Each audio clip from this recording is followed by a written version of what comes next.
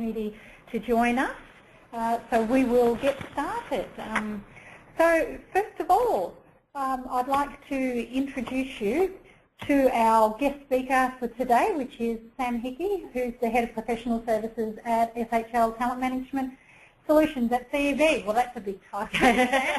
Welcome to today's Sam. Thanks very much, and it's really exciting to have the opportunity to come and join you on this session. Fantastic, thank you. Oh, look, before we do start, we'll get into those normal housekeeping issues just to make sure that everybody's aware that, first of all, you are in listen-only mode, but that does not mean you can't participate.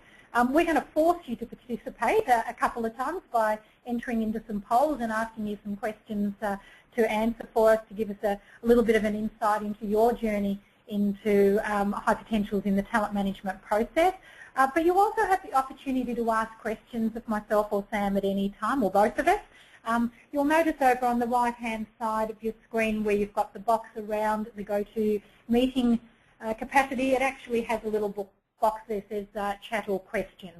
So please, at any time, please feel free to enter a question into there. We have a lot of content to get through today, but we will attempt to get to as many of those questions as possible.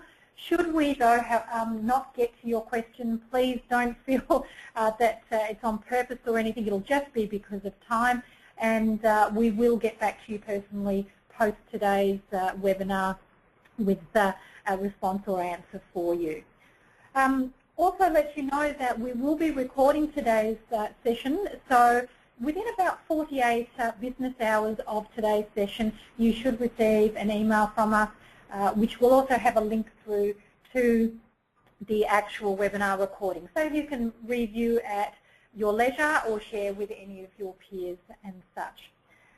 We're also going to do our best to keep today's webinar to around 45 minutes to 50 minutes, because we know that you allocate an hour of your very precious time to the webinar. So we try to make sure we fit it within that time so that you don't have to miss any of the content because you have a meeting and such to actually attend. So I think that's about it for the housekeeping. So Sam, let's get into today's subject. We've got a bit of, as normal, some background information to get us ready for the actual highlight information that we're sharing a bit later on. But we've started off with looking at the talent market and what it's actually determined by. We've got some information here around what are the types of dynamics that are happening in the global market that actually do affect the talent market. So Sam, in your experience and your organisation's experience, are these the types of things that people have got on their mind when they're thinking about talent management? Yeah, absolutely. And in fact, what we're seeing is, in particular, both the rate and the amplitude of change within business is accelerated. Right. And, you know, that's always been the case. The phrase, you know, change is the only constant is a very classic phrase. But actually what we're seeing is that the number of changes that people are experiencing in their roles and the magnitude of that change and the impact of that change is broader. So we're seeing that across the work environment at the moment. That's a really classic issue that's just starting to become part of the norm of the way that we're operating, and it's not going away anytime soon. Yeah, and we can actually know that that's all because of things like people becoming more profitable, so trying to do more with less and those sorts of aspects. Why my role's changing dramatically, because all of a sudden I'm expected to do something either differently or more because of the size of the organisation and such. Great. So we've also got the fact that there's a scarcity of talent available in the market as well, and so we've got some very recent research here actually from the Aberdeen Group that actually shows that most organisations today, so we've got the 68% there that are actually saying that that scarcity of critical talent is number one, and then the cost and complexity of delivering on those effective learning and leadership development comes up number two. So it's a really big pressure. You know, we've got the economic pressures, the organisational pressures, and then we actually have the fact that there's not a lot of talent. Have you got anything to add there for us? One of the things that we're finding really interesting in a lot of our conversations is the scarcity of talent is not about headcount per se. It's actually about finding the talent with the skill and capability that's needed to deliver on the organisational goals. And often what you're seeing is this contrast between increased numbers of applicants, for example. So enormous volumes of people applying for roles, many of whom aren't even sort of, close to appropriate, but because of the way that, online application works now, it's very easy for people to apply, but then finding the people from that very, very broad applicant pool who have the talent that's needed has become a much more challenging exercise because it is a smaller cohort and you're trying to find them in amongst a larger pool of people. So, yeah, we're absolutely hearing that at the moment. Yeah. And you'd also say that globalisation is impacting that as well, because you now have people, because of the fact that jobs are accessible anywhere in the world, I might be applying from far, far away, which gives us a bit of a good lead into the fact that we are now part of the global workforce. We've got some great predictions here around the fact of the size of the global workforce. It's approximately 2.9 billion at the moment. So for it to reach 3.5, only in 16 odd years. But the big part here is the fact that there's going to be such a potential shortage of educated workers. So drawing on what you were saying, they're getting the right people. And the fact that we're losing a lot of those older people that have got a lot of the experience and such that we rely on. We also have here that the population is expected to get to about the 7.6 billion by 2020, so that's not far down the track. But exactly what you were saying, 65% there of global companies saying they're having problems for finding the right skills. So no matter all of this great population, mobile workers, 1.3 billion by 2015, we're still having these talent shortages. We've got here 31% of employers find it difficult to fill roles due to those talent shortages, and one of the top 3 challenges and such. Are these threads that you're hearing out there? It's interesting because it's a really interesting disconnect. It's that sort of sense of, we know that there is, particularly, we know that there's expansion, we know that there's more people on the market, so what is creating this disconnect experience of not being able to find the people we need? And to some extent it is about things like, people who have the right level of education, experience, the fact that we've got that changing demographic in the workforce as well, of people coming in with different capabilities. But I also sometimes find myself wondering about, is it that we're not really thinking through what is the talent that's needed? What are the assumptions that are underpinning some of that as well about we can't find the talent we need? All right, how closely have you examined the type of talent that's really going to be important in 5 or 10 years' time?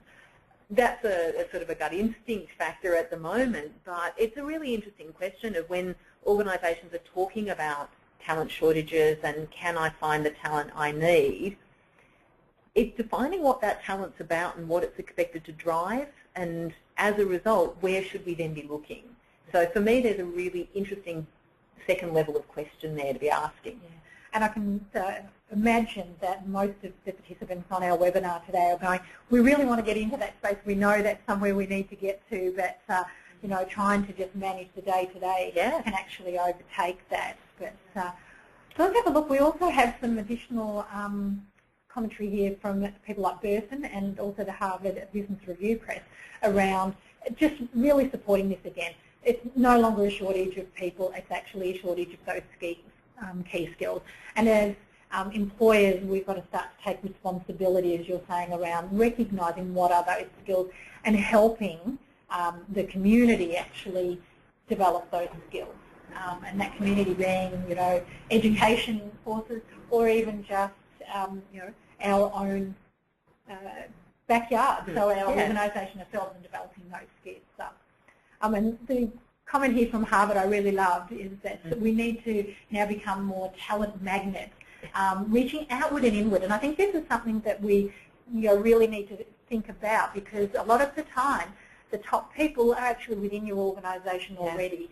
And we're going to talk a lot more about that a little later in the webinar. But it's really important that if you do endear, you're most likely to endure, which is about look after those that are within you, look within, and then you may find that some of those skills and talents are hidden within your own organisation. We know they're hidden out there, but they could be hidden within as well. Yeah, and we're still seeing a fairly strong disconnect, and I know we'll speak to this later on, a fairly strong disconnect between talent acquisition activities and talent mobility activities, and it's still often handled in very separate ways, and the joining up of those two things isn't as strong as it could be, and that very much speaks to that point. Yes. So.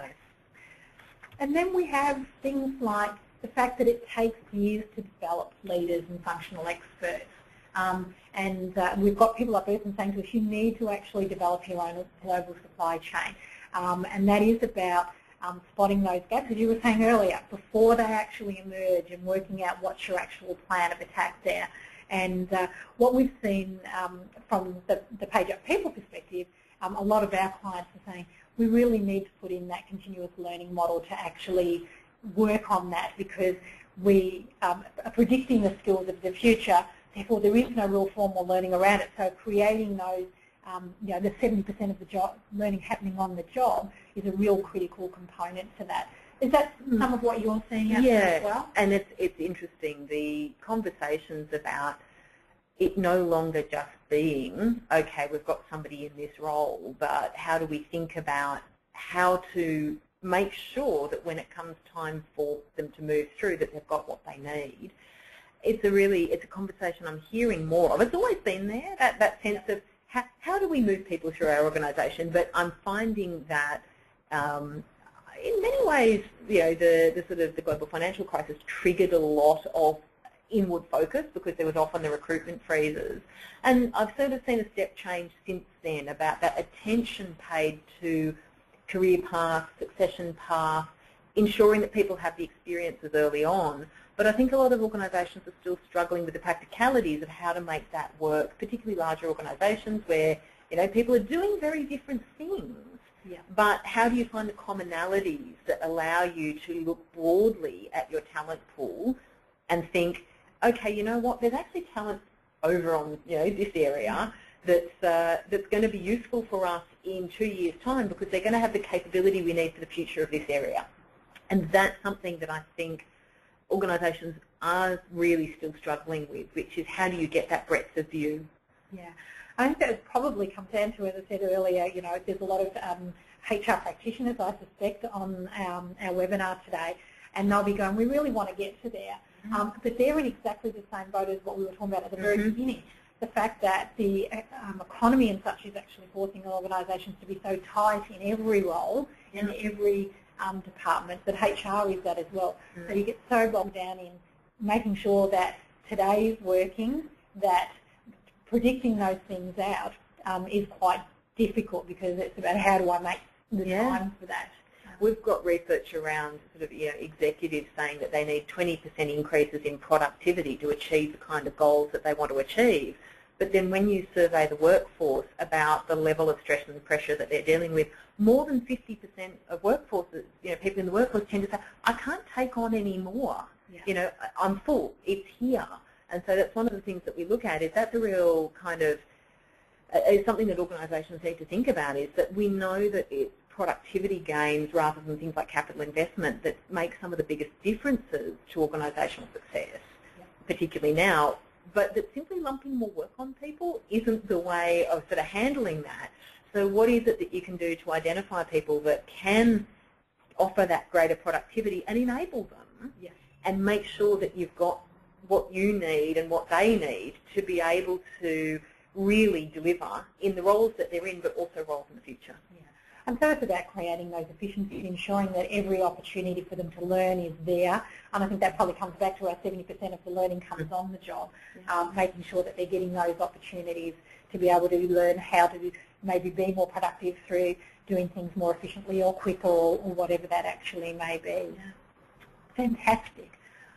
So the talent systems, and we know this is quite huge, and what actually creates, what is the employee journey, what is the talent management system, does it, it's quite dynamic and such. So we tried to capture a few here, but what we really know though is these days it's an integrated system, and Burson's very, very clear about that, to say that it's all about creating, even though it might be a bit diverse, the one journey, and everything having some interlinks, and we will talk more about this a little bit later in the webinar. But it is very much about trying not to be so segregated around when we're recruiting. Now we're performance managing people. Now we're talking about succession. And you talked earlier about the fact that sometimes there's a disjoint between how we attain people and then how we actually look at mobility and such. So it's about how you bring all of that together. And we know that organisations or companies that outperform their competitors do this well. They know it's the one system. They build those deeper skills, create a strong learning culture. People understand, at the end of the day, they actually say, I did learn something today, because they recognise that if they ask a question and somebody helps them understand the answer, excuse me, that they've actually learned that from that, and that they're actually investing in their leaders so that they can set the path. So what does this talent system actually look like? Now, we've had a bit of a go at it again here. And excuse me for a second. Apologies for that. It's that type of time of year. A little bit of tickles. Yes, going around. So we've got here that there's all these things that our HR practitioners and our leaders and our business managers are actually trying to understand and go that this is, the one system that Burson's actually talking about. We've got some examples there. Is there any other sorts of things that come to mind, Sam? I'm putting you on the spot there, but that are really important for us to be thinking about when we're talking about the talent journey. I think it's not so much that there's anything I particularly add to that. Looking across, you've got, I'm sort of thinking there, you've got your performance management in there, your coaching. It's actually having common threads that go between all of those elements, because if you're using different frameworks, different language and different concepts in each of those elements, it's very hard for employees to understand how one conversation and experience links to other parts of the conversation and experience. It's hard for managers to join those things up as well. So it's harder to create that sort of integrated talent system if you've not at least got some common threads about the way we talk about how people need to operate. And so when I'm sort of looking at that, I've seen various versions of this before, the performance life cycle, the employee life cycle, there are a lot of different versions. But what it comes down to is that each touch point with an employee has an impact and there needs to be a thread that holds a lot of it together. And that is often down to language and frameworks and how they're used in organisations to create that coherence between different programs. Yeah. So it brings us to what we are going to be talking about today, which is really about helping your organisation stand out from the crowd. So we've just got a quick quote here from John Richardson Jr. Today we're going to be about those who make it happen. So the ones in the middle there. So we don't want you to be the ones who wondered. We don't want you to be the ones that let it happen, but we want to help you on your journey of making it happen. So before we do that, what we're going to do is kick off one of those polls I mentioned earlier on. And this one's going to ask you a little bit about what are your organisation's key challenges in optimising your talent journey. So what you actually have is the opportunity to select, I believe on this one, more than one response, because you may be a couple of areas here. But while we do that, we have had some questions actually come through, so we might just try to fit at least one of those in while people are actually completing the poll. And so what do you know about people who are strong performers now, but actually you might not think they're a high potential person at the moment? So we're going to be talking about high potential. Someone's thinking forward here in advance, yes, from the heading of the webinar. Yes, it's just, it's not a secret that that's where we're heading with it. Exactly. I think that's an interesting one because I guess it speaks to the topic that we've just been talking about, which is that sort of how do all the different things that you're doing with talent in your organisation speak to each other. If you've got something that is about identifying people who are high potential for senior leadership roles, executive roles and similar, that doesn't mean that they're the only people that you need to, invest in and the only people that you need to think about. There are people who are likely to become sort of experts in more technical areas. So a lot of organisations have technical areas that need people at very senior levels in that sort of expertise sort of flavour. But the other thing is that you've got to look at what it means for somebody to be a high performer in role at the moment, and how you expand and capitalise on that and develop them in the areas that they're strong in and that they're delivering in for the business. So hypo programs and hypo activities aren't isolated from everything else that you're doing. It's really about being able to identify what is the best way to engage with this employee, given where their key strengths are, given where their aspirations are. You know, you've got people who have no interest in becoming senior leaders in the business, and it's kind of important that you still engage with that individual's aspirations as well. So it's an interesting one in that strong performers now who are not necessarily high potential for senior leadership are still strong performers now and very important to the organisation. Yeah, so it's about the value they're adding. You want to make sure you're capitalising on that and ensuring your retention's a really key one then, I suspect, for those people. Absolutely. So, great question there. Look, we're going to close that poll off now, and let's have a look at those results. So it looks like at the moment, it's very, very close there. There's a lot of people that really haven't had the opportunity to define that talent journey. And part of that's probably why the understanding your talent metrics has come up quite high as well, because if you really don't understand those.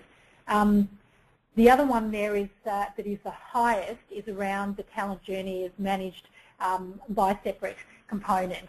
And we talked about that earlier, about the fact that it needs to be the one actual journey. It needs to have that thread, as you called it, Sam, throughout it. And it seems that if we've got separate parts of the organisation actually managing those, or even separate teams within HR managing those, that may make it a little difficult. We've also got, you know, not all components of the talent journeys are automated. So there's some opportunity for some efficiencies that can help the HR team be able to do the forward thinking that we've been talking about. A lot there still saying that they're managing those talent aspects very manually. And again, that would have an impact on the metrics. If you're doing it manually, you may not actually have the ability to see the metrics there. So thank you everybody for participating in that, and that's quite insightful for us to take into consideration for the rest of today's webinar. So we're now going to really start to work into that lovely leading question from somebody within the audience there around our high potential. And we've got some lovely statistics here that only 1 in 7 high performers are actually high potential employees. So what I'm really interested to understand in that, Samantha, is what's the difference here? Because a lot of people do struggle with that, I believe. Yeah, and you know, and that's a fairly natural struggle to be having as well. It's the, well, if they're doing well now, surely they're going to continue to do well in the future. But what that doesn't consider is the difference between what is required to be successful today versus what is required to be successful in the future. And so what we look at is, in defining what high potential looks like, we look at who are the individuals who are going to rise to and be successful in more senior, more critical roles. And they often require different capabilities. So many people have had that experience of, you know, we took our best salesperson and made them a sales manager, and that's just a one step up. And it's a different skill set, and, you know, that's a real challenge. So it's separating out the you know, how effective are they in their current role and in what they're doing today, and what is the step change required for the future, and do they have the potential to make that step change effectively, and do they want to make it as well? Is that something that they aspire to? And the other question, of course, is, and we'll get to this in a moment, is will they be doing that step changing with you? You know, or will they be step changing outside the organisation, which is a challenge as well. Yeah. So let's get a little bit deeper then. So we've got some lovely information here around the fact that there's 3 key components around being a high potential, and there's those 3 different attributes. And we're going to go into each of those in a little bit more depth, so we might actually move straight to that in the interest of time. So can you take us through aspiration, because we know there's a couple of components, the first being motivated. Yeah. So the aspiration is the rise to component. Is this somebody who's actually going to make their way successfully through those steps that are required to reach senior leadership and senior executive roles? Before we even ask the question of are they going to be successful when they get there, we need to look at who are the individuals that do accelerate through those career paths and what are the characteristics of those individuals. And some of those key elements are about what motivates them. And so things like being very engaged in the role, being quite immersed in work being a very important part of their lives, having a lot on, activity, being open to the fact that they've got a lot on their plate, being motivated by having work that involves taking responsibility and having sort of authority and power, not in that sort of pejorative sense, but in I have responsibility for this and I need to work in that. Interest is, they like, and that flexibility, they like getting to grips with complexity, they like getting to grips with environments that might be ambiguous. And also autonomy, the idea of, yes, I know what I need to achieve, but let me be the one to work out how to achieve that, don't manage me micro through the process. Interestingly though, the motivators by themselves aren't enough, because you need the behaviours that actually bring that motivation to bear, which is this somebody who's going to take the initiative, take responsibility, and actually drive their own pathway? So are they acting on their motivators in the right kind of way? So that's the first part that we look at, is that aspiration built up of the right motivation and behaviour. Beautiful. And so we see that linkage there, because you can actually be quite motivated, but if you're not actually demonstrating those behaviours, because you can see people that would have power, as an example, really take control of that, but their behaviours are very different. So they're just, they're actually displaying that power as like, I've got knowledge, and so I'm using that as power within the organisation rather than sharing it with others, making sure that I'm mentoring others and such. That's probably not in alignment with somebody who has aspirations to be a high potential within your organisation. All right, so let's keep exploring these. So the next one is about ability, and my understanding here is we have a lot of lovely attributes that you look for.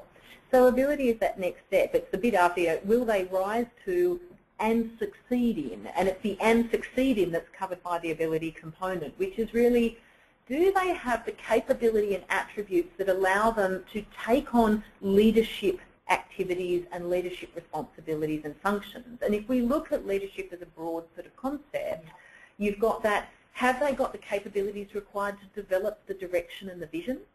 Have they got the capabilities required to be able to articulate that vision in a meaningful way and communicate it through the organisation? Have they got the capacity to get people on board and get them, leading up behind that vision? And can they actually then get it done? Can they drive the execution of that? So what we look at is the types of behaviours that people need to demonstrate to be successful at those leadership functions and capabilities, and really asking that question of, do they have the capability to do those things instead of perhaps the things that they're doing in their individual contributor, team leader, early management roles? Yeah. And that's one thing, as you were talking there, Samantha, what was going through my mind is the fact that leadership is very different to management. Yeah. And you see a lot of great leaders that they don't manage people well, but they are still able to create this path and something that you really want to follow them in. But when it comes to the day-to-day management of people, that's not what they're great at. We do look at a mixture of both to some extent, because you need those more transformational elements, that very visionary transformational element, but you do also need those elements that are about keeping the ship running, if you like, the sense of, can you actually turn this into something that is operationalised and that makes sense for people? And so what we look for in people that have that true ability is people who combine both of those things, not just one side or the other. And that's actually a pretty rare group. Yeah. So people who have both of that, I mean, transactional and transformational are the kind of terms we use. I know they're defined differently in different areas, but that sense of transform versus maintenance, you do need both to be able to really be completely well-rounded in that capability. Fantastic. And I suppose for me then it was just getting my head around that to go, okay, yes, we can see leadership in a certain aspect, but yeah, there's that management piece that I could see you were getting at. That was quite important and such. So then let's have a bit of a look at the last one there, which is around engagement. And I love it's about qualify. Mm-hmm. So it's about looking at, this is a question of will they be with you? Yeah. So rise to and be successful in more critical and senior roles in your organisation rather than in somebody else's organisation. So that engagement's really critical. Your current engagement is really about engagement with their current role, current manager, current team, and the experience that they're having with that. And that's that rational and emotional side. The rational side is very much around, do I think this is a good job with good benefits, and do I think this is sensible? And the emotional side is, do I like what I do? Do I like my manager? Do I like my team? So you've got that kind of current commitment, and then you've got, from a future engagement perspective, when I look at this organisation, do I see, from a rational perspective, the benefits of staying? Or do I see a career path? Do I see the right advantages? Is it the right thing for my career to stay here? And then from an emotional side, do I believe in this organisation? Do I believe in the vision, the mission, the purpose of what we're doing? Am I bought into that? Yeah. And so looking at both of those elements can be really important around hypos. Yeah. And we've got some statistics there for you around hypos with both that low and high engagement. And those that are more successful, obviously, are those that meet that high engagement perspective. So very much when we looked at intent to stay and we compared high potentials with who said, actually, I'm not particularly engaged, to those high potentials that said, yes, I am particularly engaged, what we can see is a very clear relationship between engagement and intent to stay. Fantastic. And then we also have around that the capital engagement. Yeah. So can you take us a little bit more through that? Yeah, so that sort of engagement capital is, well, what is the outcome of those types of engagement? Because often we talk about engagement as important, but what does it lead to and why is it important? Yes, it's important to retain high potential employees and high value employees. That's a fairly straightforward one, but what do we actually see as a result? So that current capital, which is the current engagement, what that tends to give us is discretionary effort and performance in roles. So people who are prepared to go the extra mile and committed in what they're currently doing, so you get that extra effort. And when you're looking at that future engagement, that's where you see the intent to stay and retention benefit. Right. So it's important to think about both of those factors. Fantastic. So that's a really good wrap-up of what a high potential actually is. And I think for a lot of people, understanding that difference between high performer versus high potential can be quite difficult. Yeah. And I think in a lot of instances, and I know in my experience, I've been around a little while, has been that people can get that high performance because we do performance management, so we rate people, we have objectives, we have targets, so we can actually say, yes, someone's a high performer. And that can actually be quite logical and tangible. But when it comes to that potential, that's a little bit more difficult, and it's more, lick your finger and stick it in the air type. And often it's not clearly defined, and that's why we've sort of worked with that definition of, the aspiration, ability, and engagement to say, when we're talking about potential, what are we talking about here? Rise to succeed in more senior level roles. And just on that note, high performance is the ticket to play in the high potential space.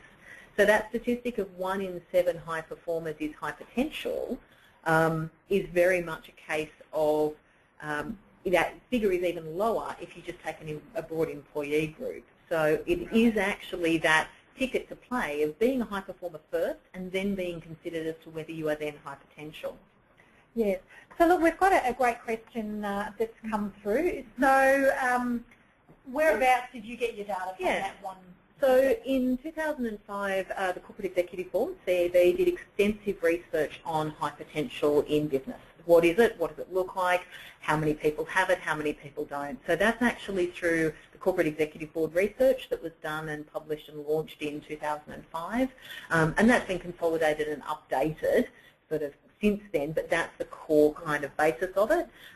What we've been working on since then is looking at the measurement of, how do you identify these people in the first place and what does that tell us? But yeah, so that's all through accessing that research is, around Corporate Executive Board engagement. Yeah. So yeah, and so what you're saying there is that what you've taken with that is you've continued that research, but a lot of the work that you're now doing as an organisation is around taking away the lick your finger and stick it in the air component and putting some more science around that. So the performance and potential actually starts to marry up for us, which is fantastic. So when we do know that they're high potentials, we then, a lot of the time, we do that when we're recruiting them. So we have a lot of information when we have a new candidate to our organisation, because we ask them all these great questions. We put them through behavioural interviews. We do assessments, and we get all of this great data and information. And that has the potential to tell us some of the foundational information around what is a high potential. What I've found, and I know a lot of organisations find though, is that data then stays there, and it doesn't actually go through that, how do I then develop based on that. Now, there's a lot of organisations that do that very, very well, so they set up those first development plans around that. But then how do I use that to foster that talent, and how do I use it to promote and understand whether they're the right talent? Has that been your experience, Sam? Yeah, and it's interesting because I think what we see at the selection stage, I've got an external candidate that I know very little about, so I'm going to use a lot of assessment methodologies to collect data. I'm going to use that data to make my decision.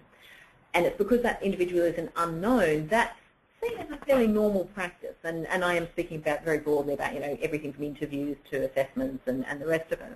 But once somebody's in an organisation, the idea of collecting data seems to be more problematic, I guess. And it's something that I find really interesting, because that question of what do you actually know about your talent? What data do you have that can help you really understand, either at a team and organisation level, what you've got, or for the individual, what they really need and want. You've got probably manager observation, but that's only one data point.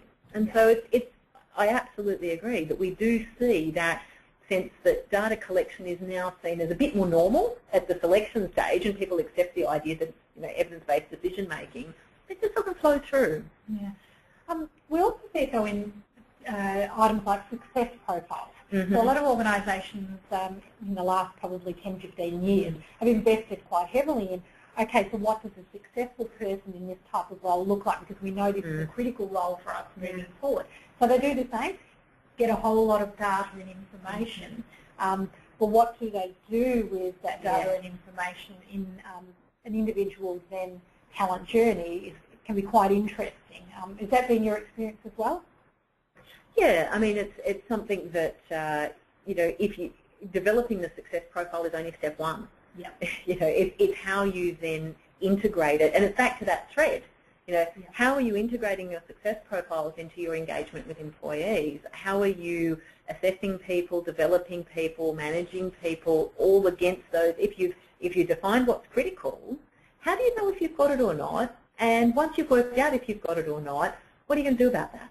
And that's a great lead into our next one here. It's about connecting those talent dots. So once you've understood my strengths, you understand my weaknesses, then it's about developing those strengths and developing those weaknesses. And we've got some great research here, and I know that when we were preparing for today, we both got excited a little bit about this, because all of a sudden there was somebody else also, so Burton, that's actually saying to us that we know that if we've actually got physical, real data, we know that will actually outperform that one data point that you were talking about. So just having a manager's intuition or their interview component of either that being a recruitment activity or it being a performance discussion or a development discussion or such, that one piece of data isn't quite enough. Give that bit more. So what's been your experience around this?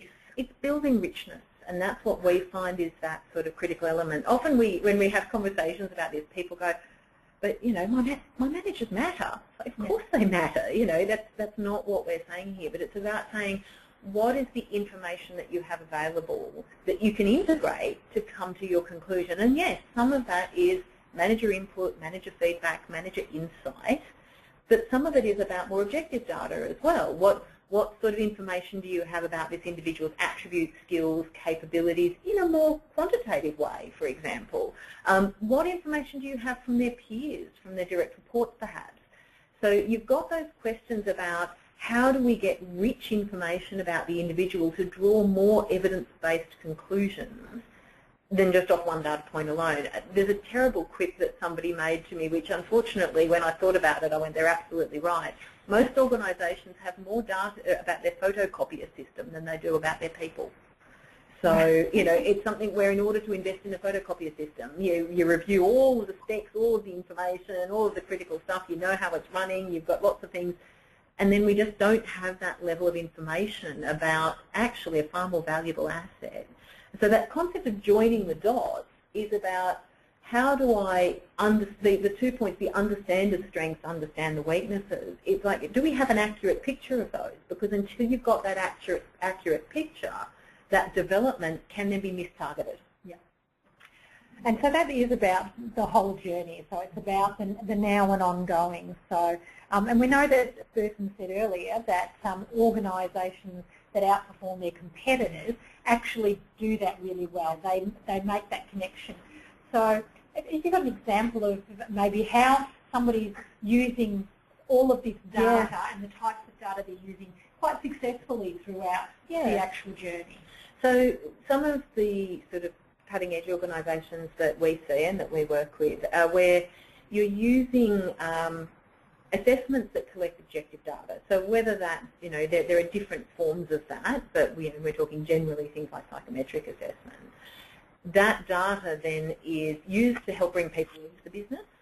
It's then used to look at what are things like the characteristics of our applicant population. What are we attracting here, and what does that mean for our employer value proposition? What's our brand out in the market? Okay, so we were informing that. Where are the talent gaps right from day one, where we start to be able to say, of our hired population, what are their characteristics? What are we seeing is the sort of broad theme here that when we bring people in, and I had a very interesting conversation, you know, an organisation that was seeking to be very innovative, so looking at the extent to which the people that they're bringing into the organisation were actually demonstrating characteristics of innovation at a population level, not just a person-by-person level. Then the other side of it is saying, if we're making changes in the organisation, how do we get the data that we need to understand how well people are going to engage with those changes and whether we've got the talent in play to make those changes successful. So often when we're talking, you know, and even the Burson research does it, it talks about people who use data-driven assessment. I often encourage organisations, don't think about this as assessment, think about this as data. And are you using data to make good decisions about people, whether that decision is at selection, onboarding, induction, development, transition, all of those things. Have you got data that you're using well? Now, how you've captured that data is less relevant than the data itself in some ways. And we did some looking at, you know, HR satisfaction with capture of data, and there's a sense that there's real value there. And wherever we are using good systems that capture data in one place, you can capitalise on that so much better. Yeah. So you get that greater picture of how somebody's actually, so success profiles are almost automatically developed because you've got that journey already there. Here's how people have got there, here's the attributes they had, here's how their managers saw them, here's how they worked in certain situations and such. And you're right, we get a lot of feedback from, I've actually heard the opposite to the photocopier situation, where people say, we've got so much data about our people, we don't know what to do with it. Yeah, that's interesting. We hear less of that, or we hear the data's there, but the quality is the challenge. That's what we do with the data. And we saw earlier in the earlier poll where people were saying they don't actually have the talent matrix. And a lot of that may come from the fact that they're actually manually trying to manage things. They also were saying that their talent processes are probably compartmentalised. Therefore, is that data actually being shared across? And that something makes it harder for us to get to, you know, if we think about our subject today about being high potential. How do you actually go, I actually have some data to start me on that journey to identify someone as a high potential, and maybe I just need to recheck it at some point because things do change. I do grow as an individual over years. I do have different aspirations that come about. I have different priorities in my life, and I may change what I want to do and such. So I might want to become more mobile than when I first started. So all of those sorts of things. Yeah, human beings evolve and change, and we find particularly the engagement element in high potential is one of the most variable elements. So it's certainly something that ongoing monitoring. And just to your point there about the siloing of data, I think that's probably from a very practical, tangible perspective, the biggest challenge that we've faced in working with organisations is they say, look, it's out there, but this is sitting in this system, and that's sitting in that system, and we've got no unique identifier that joins those up. And we know that we've somewhere got this, but I think that's sitting off-site somewhere. So that's a really practical, tangible issue that whenever organisations are looking at how they capture their data, thinking about how different data capture systems speak to each other, absolutely critical. That's a really good segue then into, so how do we actually get the return on investment from this? So we go to all the trouble to get all of this data. We're making sure that we've got that thread all the way through. We've identified our high potentials and such. Why would we do that? And there's some great information here again from SHL and CEB that you've been accumulating over the years. So I love it, 91% more valuable to the organisation than a non-hypo. That if you've got a strong leader, there's 90% more revenue and twice as much profit growth. There've got to be magnificent statistics for our HR practitioners and professionals to be able to say, you know what, I know we've got all this day-to-day stuff we have to do, but we need to invest in this as well. It's about the business imperative as well. Absolutely. And the one here, that part about leadership bench strength, which is the sort of the graphic over towards the right, this is about, do you have the bench strength in your organisation, that you have a meaningful succession pipeline, that you've got leaders that are ready to step up? And it's the difference between organisations that they just don't have the leaders that are ready to step up into those roles versus the organisations that do and that have strong people ready to step up. And that's really critical because that's speaking to that long term. It's not enough to sort of go, oh, hang on, we're going to do this program over here or we're going to do that program over there. It's thinking about how do we build that leadership bench strength so that it's a continuous flow through the organisation. And it's back to the Harvard comment of, you've got to actually build your talent pipeline not only externally but internally. How do we attract people in? How do we keep them? How do we keep them moving through the organisation? And that's really fundamental to the organisation being profitable and being able to drive revenue. And so that's the key argument, which is if we don't do this, the gaps in our talent pipeline will make us less competitive. And we do know it probably also comes back to the fact that you then do have to go outside the organisation and start searching for somebody at a critical point. Your loss of productivity and such, and that's where we come up with figures like 3 times the salary when you have to replace somebody. And if that's a senior in your business, that could be quite an expensive endeavour. Well, look, let's go back to our participants and ask them how they're actually identifying and maintaining their high potential employees. So you should have a poll popping up on your site now.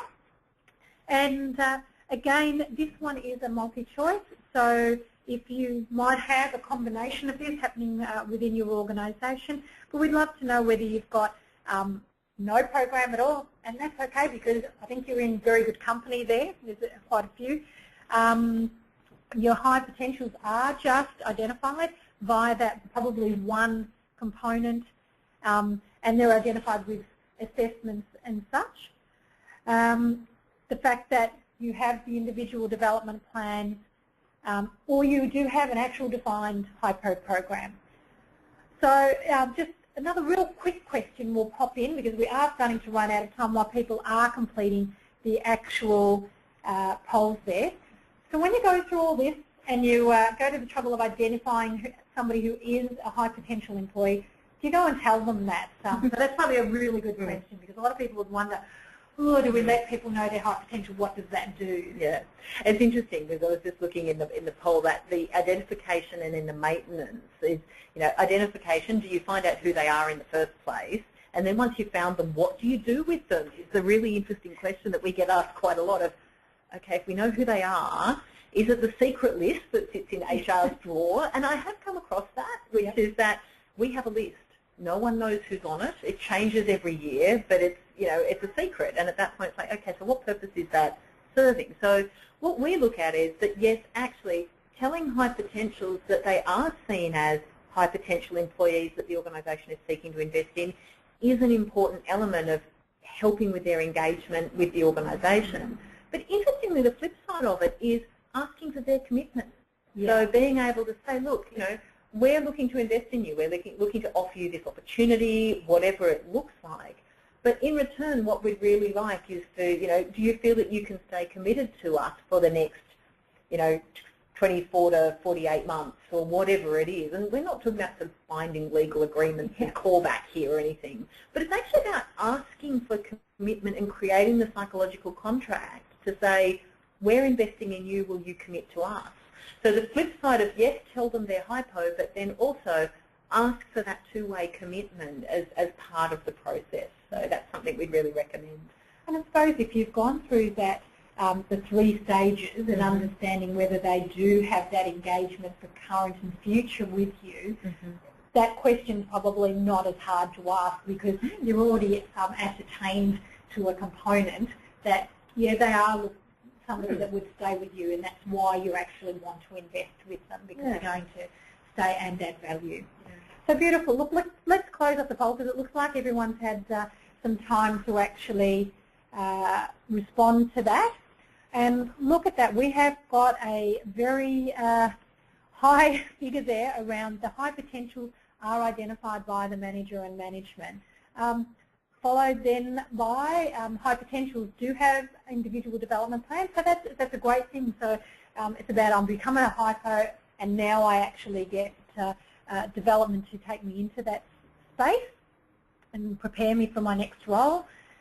Next one is that there's a lot of people that don't have, and as we said earlier, that's not a bad thing because there's a lot of people that aren't in that space, but hopefully what we've done today is provided people with some insights into what they might need to do and consider and food for thought around that. And then we've got those that do actually have a program, and it'd be great to understand from those people how they're actually going with that. So we're going to close that off now, and we are very, very close to the end of time. But look, there is one question here I think we should make sure we get out before we close off today, Sam. So how important is high performance in current metricated KPIs in identifying those future leaders? So yeah, and look, the example that's come through in that question is good, not great salespeople, but then who go on to excel in leadership roles. And I think that's the really important point, that when we say performance is the ticket to play, it is about strong performance. It doesn't have to be your absolute top performers, but rather saying this person is capable and delivering in their current role, therefore it's worthwhile considering whether they are then high potential for future roles. What we wouldn't recommend is looking at your underperformers in relation to whether they're high potential, because you've got more immediate issues to address with that cohort. So when we talk about performance being the ticket to play, we're not saying it has to be your absolute high performers, although the probability of finding hypos in your highest performers is better. You can find high potentials, sorry, I'm getting my own words crossed over there. You can find high potentials in your moderate to strong performers. It's just your probability is lower. So it's not that they're not there. It's just about how likely is it that they're hypo. And so being aware that, let's start with our highest performers, and then also, but that doesn't mean we can't consider other groups as well. But we wouldn't recommend looking at underperformers because there are higher priority issues to address with that group than identifying if they're high potential. So what I'm hearing here is don't discount your strong, solid performers because they might actually be a high potential for a role that's different, and they've got a good foundation through the current role that they actually have. Well, look, we are now out of time, so we did promise that we would keep to within around the 45 to 50 minutes. In closing, I would like to thank you, Sam, and CUB SHL for allowing you to come along today and sharing your insights with us and the participants online. If there are any questions that we didn't get to today, again, our apologies, but we will get back to you personally post today's webinar with some response for you. Also a reminder that we have recorded today's session, so we will, within about 48 business hours, send you out a link so that you can access this again at your own leisure, or share it with any of your peers if there's information there that you think will help you in setting up your high potential program, or even just your whole talent management program for the future. So thank you again, Sam. You're very welcome. And if anyone does have any questions post today's webinar, if you're a bit of a reflector, please feel free to contact your account executive at either CUB, SHL or Page Up People, and we've got our website there for any further information as well. So thanks again everybody for your participation as well today. It's been great having you with us.